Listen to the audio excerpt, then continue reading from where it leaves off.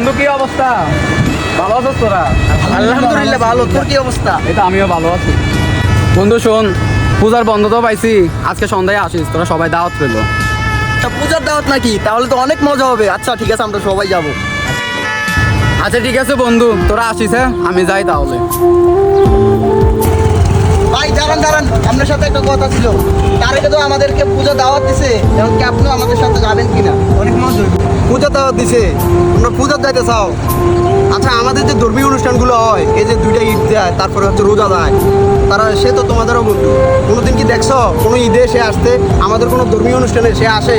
এটার কারণ কি তোমরা কি জানো? এটার একটাই মাত্র কারণ। এর কারণ হচ্ছে আমরা কোরবানি ঈদে গরু কোরবানি দিই, গরু কোরবানি দেই না? আর গরু হচ্ছে তাদের ধর্মীয় সিস্টেম অনুসারে তাদের মা। এখন আমরা গরু কোরবানি দেই, তাদের ধর্মকে অসম্মান করা হয়, তাদের মাকে আমরা জবাই করি, এটা তাদের দেখতে ভালো লাগে না। এই জন্য তারা আমাদের কোনো ধর্মীয় অনুষ্ঠানে আসে না।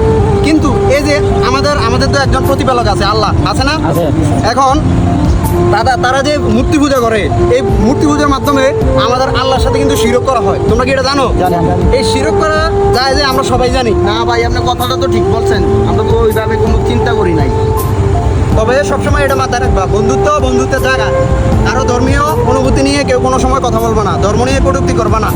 যার যার ধর্ম সে সুন্দরভাবে পালন করুক, কোনো সমস্যা নাই। তোমাদের ধর্ম তোমরা সুন্দরভাবে পালন করো, তার ধর্ম সে সুন্দরভাবে পালন করুক। এগুলো নিয়ে কেউ কোনো বাজে মন্তব্য অথবা কোনো ধরনের কথা বলবে না, ঠিক আছে?